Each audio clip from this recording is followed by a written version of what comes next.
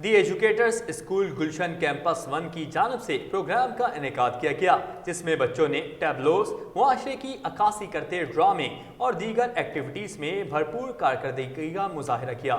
इस मौके पर स्कूल के ओनर राना रेहान का कहना था कि तलबा के लिए एकेडमिक सरगर्मियों के हवाले से स्पोर्ट्स और दीगर एक्टिविटीज़ की भी भरपूर ज़रूरत है।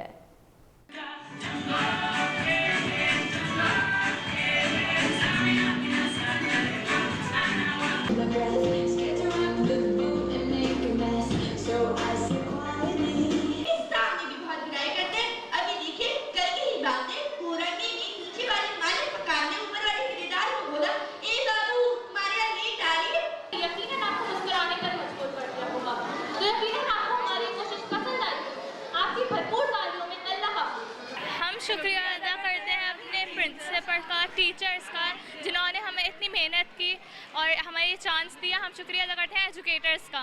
शुक्रिया अदा करते हैं हम अपने टीचर्स का कि हमें ऐसा मौका दिया, और थैंक यू एजुकेटर्स।